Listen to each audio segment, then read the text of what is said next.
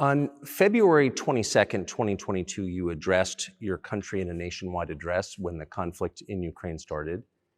And you said that you were acting because you had come to the conclusion that the United States, through NATO, might initiate a, quote, surprise attack on our country. And to American ears, that sounds paranoid. Tell us why you believe the United States might strike Russia out of the blue. How did you conclude that? It's not that America, the United States, was going to launch a surprise strike on Russia. I didn't say that. Are we having a talk show or a serious conversation? Here's the quote. Thank you. It's a formidable, serious talk. Because your basic education is in history, as far as I understand. Yes. So if you don't mind, I will take only 30 seconds or 1 minute to give you a short reference to history for giving you a little historical background. Please. Let's look where our relationship with Ukraine started from. Where did Ukraine come from? The Russian state started gathering itself as a centralized statehood, and it is considered to be the year of the establishment of the Russian state in 862, when the townspeople of Novgorod invited a Varangian prince, Rurik, from Scandinavia to reign. In 1862, Russia celebrated the 1000th anniversary of its statehood. And in Novgorod, there is a memorial dedicated to the 1000th anniversary of the country. In 882, Rurik's successor, Prince Oleg, who was actually playing the role of regent at Rurik's younger son, because Rurik had died by that time, came to Kiev. He ousted two brothers who apparently had once been members of Rurik's squad. So Russia began to develop with two centers of power, Kiev and Novgorod. The next very significant date in the history of Russia was 988. This was the baptism of Russia, when Prince Vladimir, the great-grandson of Rurik, baptized Russia and adopted Orthodoxy, or Eastern Christianity. From this time, the centralized Russian state began to strengthen. Why? Because of the single territory, integrated economic ties, one and the same language, and, after the baptism of Russia, the same faith and rule of the prince. The centralized Russian state began to take shape. Back in the Middle Ages, Prince Yaroslav the Wise introduced the order of succession to a throne. But after he passed away, it became complicated for various reasons. The throne was passed not directly from father to eldest son, but from the prince, who had passed away, to his brother, then to his sons in different lines. All this led to the fragmentation and the end of Rus as a single state. There was nothing special about it. The same was happening then in Europe.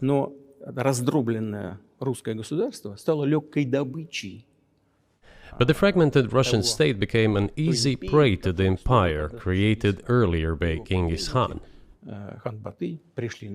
His successors, namely Batu Khan, came to Rus, plundered and ruined nearly all the cities. The southern part, including Kiev, by the way, and some other cities, simply lost independence, while northern cities preserved some of their sovereignty. They had to pay tribute to the horde, but they managed to preserve some part of their sovereignty. And then a unified Russian state began to take shape with its center in Moscow. The southern part of Russian lands, including Kiev, began to gradually gravitate towards another magnet, the center that was emerging in Europe. This was the Grand Duchy of Lithuania. It was even called the Lithuanian-Russian Duchy, because Russians were a significant part of this population. They spoke the old Russian language and were Orthodox. But then there was a unification, the union of the Grand Duchy of Lithuania and the Kingdom of Poland. A few years later, another union was signed, but this time already in the religious sphere. Some of the Orthodox priests became subordinate to the Pope. Thus, these lands became part of the Polish-Lithuanian state.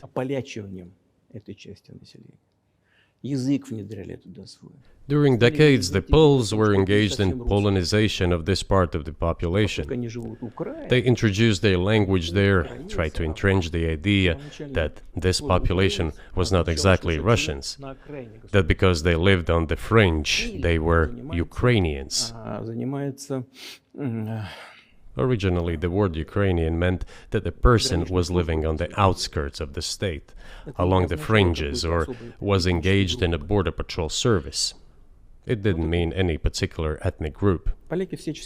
So the Poles were trying to, in every possible way, to colonize this part of the Russian lands, and actually treated it rather harshly, not to say cruelly.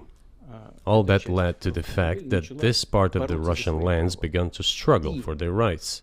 They wrote letters to Warsaw demanding that their rights be observed and people be commissioned here, including to Kiev. I beg your pardon, can you tell us what period? I'm losing track of where in history we are. The Polish oppression of Ukraine. It was in the 13th century.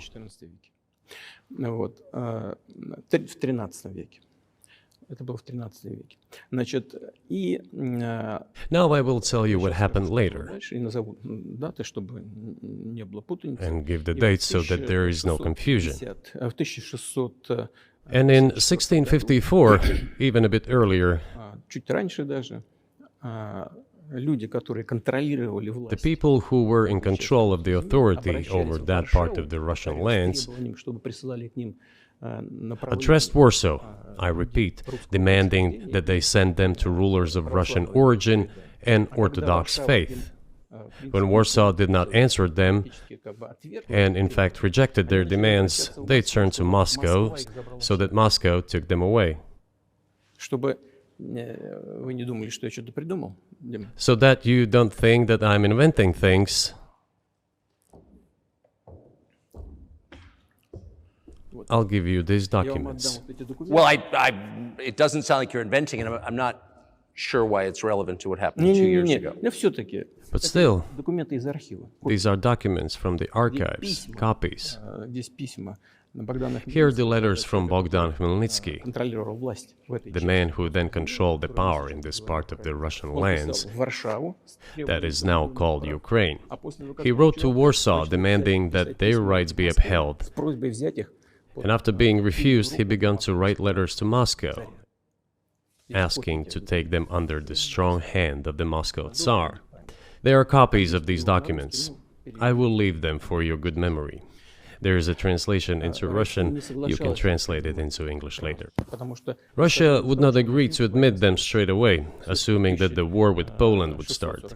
Nevertheless, in 1654, the Pan-Russian Assembly of top clergy and landowners, headed by the Tsar, which was the representative body of the power of the old Russian state, decided to include a part of the old Russian lands into Moscow Kingdom. As expected, the war with Poland began. It lasted 13 years, and then in 1654, a truce was concluded. And 32 years later, I think, a peace treaty with Poland, which they called Eternal Peace, was signed. And these lands, the whole left bank of Dnieper, including Kiev, went to Russia. And the whole right bank of Dnieper remained in Poland. Under the rule of Catherine the Great, Russia reclaimed all of its historical lands, including in the south and west. This all lasted until the revolution. Before World War I, Austrian General Staff relied on the ideas of Ukrainianization and started actively promoting the ideas of Ukraine and the Ukrainianization.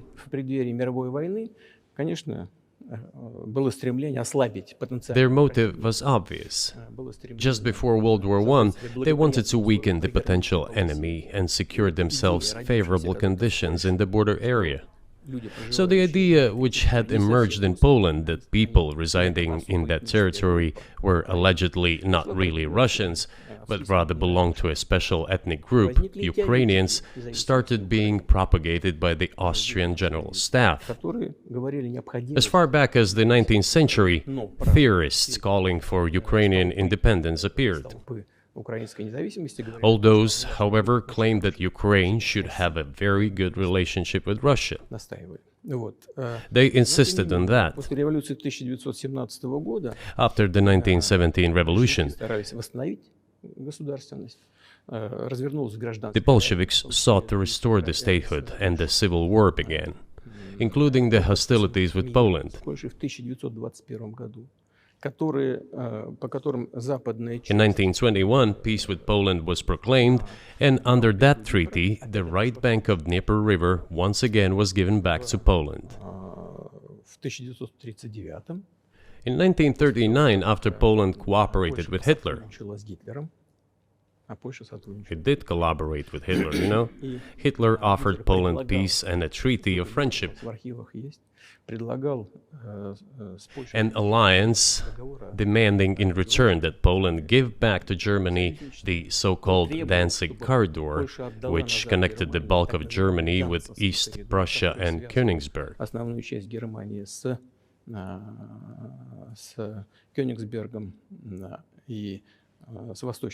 After World War I, this territory was transferred to Poland, and instead of Danzig, a city of Dansk emerged.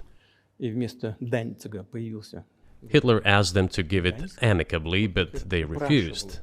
Of course. Still, they collaborated with Hitler and engaged together in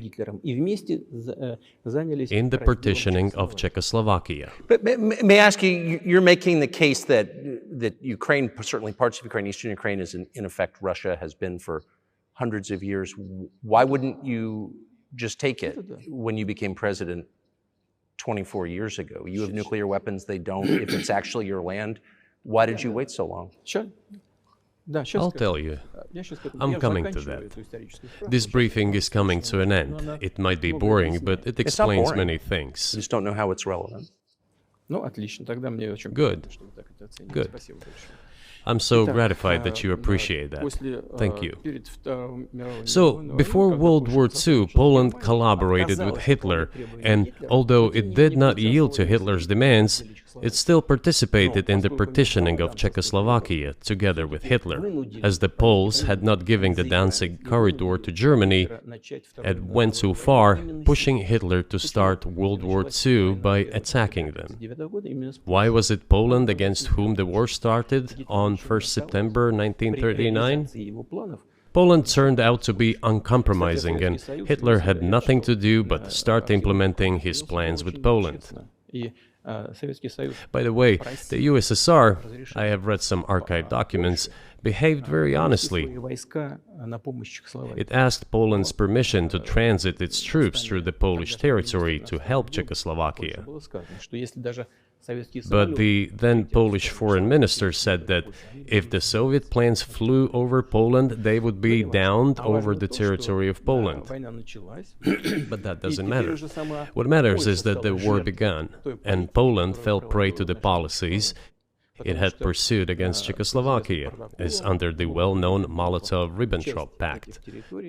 Part of the territory, including western Ukraine, was to be given to Russia. Thus, Russia, which was then named the USSR, regained its historical lands. After the victory in the Great Patriotic War, as we call World War II, all those territories were ultimately enshrined as belonging to Russia, to the USSR. As for Poland, it received, apparently in compensation, the lands which had originally been German. The eastern parts of Germany, these are now western lands of Poland. Of course, Poland regained access to the Baltic Sea and Danzig, which was once again given its Polish name. So this was how this situation developed. In 1922, when the USSR was being established, the Bolsheviks started building the USSR and established the Soviet Ukraine, which had never existed before. Right.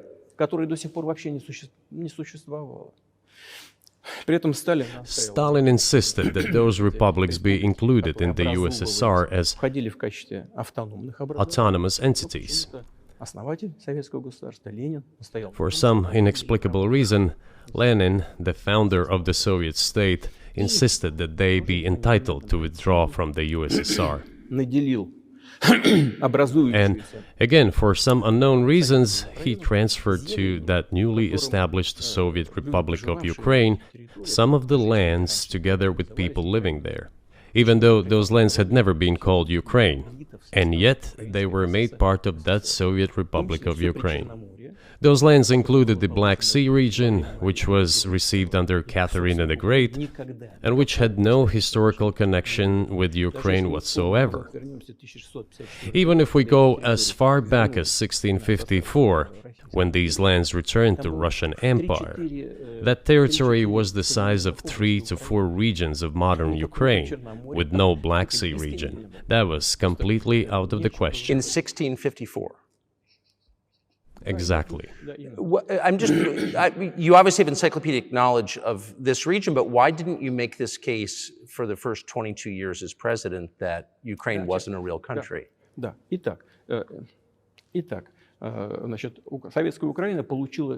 The Soviet Union was given a great deal of territory that had never belonged to it, including the Black Sea region. At some point, when Russia received them as an outcome of the Russo-Turkish Wars, they were called New Russia or Novorossiya. But that does not matter. What matters is that Lenin, the founder of the Soviet state, established Ukraine that way. For decades, the Ukrainian Soviet Republic developed as part of the USSR. And for unknown reasons, again, the Bolsheviks were engaged in Ukrainianization. It was not merely because the Soviet leadership was composed to a great extent of those originating from Ukraine. Rather, it was explained by the general policy of indigenization pursued by the Soviet Union. Same things were done in other Soviet republics. This involved promoting national languages and national cultures, which is not bad in principle. That is how the Soviet Ukraine was created. After the World War II, Ukraine received, in addition to the lands that had belonged to Poland before the war, part of the lands that had previously belonged to Hungary and Romania.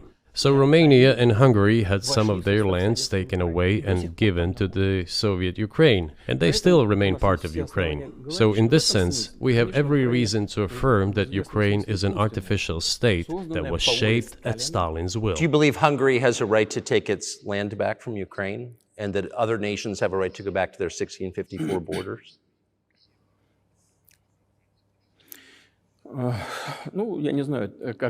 I'm not sure whether they should go back to the 1654 borders.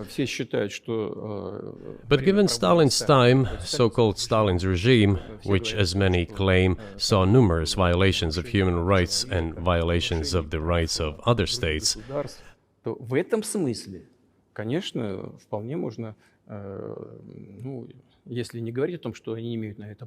one may say that they could claim back those lands of theirs while having no right to do that. It is at least understandable. Have you told Viktor Orban that he can have part of Ukraine?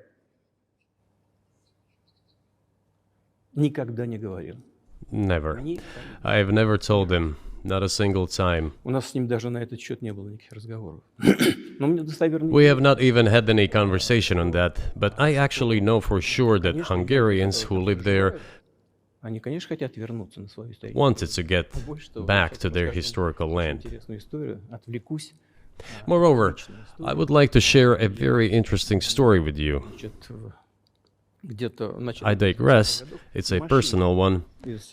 Somewhere in the early 80s, I went on a road trip in a car from then Leningrad across the Soviet Union through Kiev, made a stop in Kiev, and then went to western Ukraine.